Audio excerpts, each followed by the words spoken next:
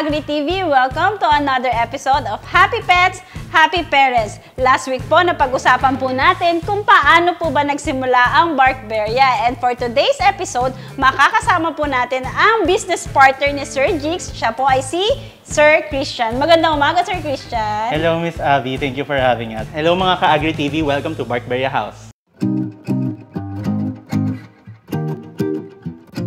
Ayan, Sir Christian, nabanggit nga po last episode ni Sir Jigs na hindi lang grooming na ang ino-offer ng Barkberria. Meron na rin po kayong pet hotel. So, paano naman po kayo nag-come up na magkaroon din ng pet hotel? Yes, when we were operating our mobile grooming trucks, one of the questions na laging tinatanong ng clients namin is meron ba kaming boarding? Kasi bukod sa grooming services, boarding or pet hotel is another service na hinahanap nila.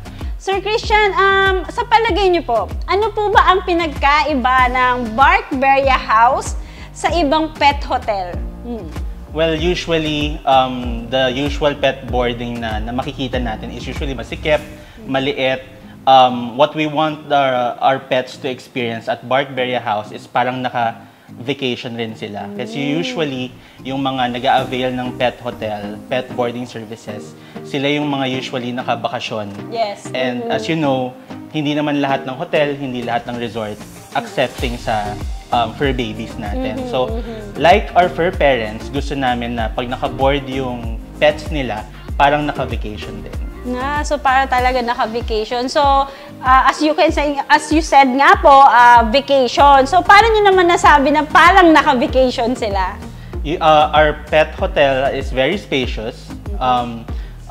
The usual 24/7 monitoring, and kapag 2 nights above, meron tayong free bath, merong playtime, meron din tayong free walk. Wow. So, all the usual stuff na happy para sa pets natin, ginagawa natin while they're on our stay. Sir, ano po ba yung mga ma-offer nyo pa dito sa pet hotel? Usually may additional charge if they want more time na walk, more time for playtime. Tapos, if gusto nila i-push into full grooming yung bath, pwede rin nilang gawin yun. So, Sir Christian, ilan po na-accommodate nyo dito sa pet hotel? We can accommodate up to 20 pets, minimum. Maximum capacity namin is up to 30 pets. So, sir, syempre, pet hotel, ano po ang mga requirements na kailangan nilang i-ready bago sila pumunta dito? Well, definitely automatic kailangan vaccinated yung dog natin. Kailangan complete shots. And usually we accept, like the grooming, we accept 5 months above only.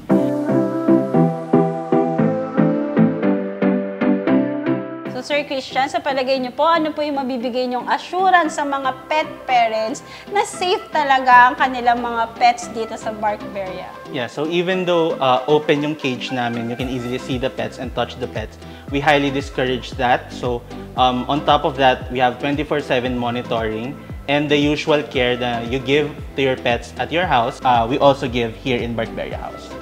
Okay, thank you, Sir Christian. Any tips and reminders po para sa ating mga pet parents na madalas nagbabakasyon talaga at may alaga? Our pet hotel is not an ordinary pet hotel, so I hope mawala yung stigma na when you put your pets on a pet boarding is parang nasa cage lang sila or malungkot sila, because at Barkberria House, pet boarding is a vacation. Thank you so much, Sir Christian. And for sure, maraming matutuwang pet parents, lalo na dito sa Parañaque, dahil ang Barkberria ay sulit na, safe pa. Thank you also, Miss Abby, for having us. Mga ka-Agri TV, visit Barkberria House for your pet grooming and boarding needs. We are located at 35A Michael Rua Street, Better Living Subdivision, Parañaque City. We are open Tuesday to Sunday, 10 a.m. to 7 p.m. Thank you so much, Sir Christian. Mga ka-Happy Pets, magkikita-kita po ulit tayo sa mga susunod pang episode ng Happy Pets, Happy Parents.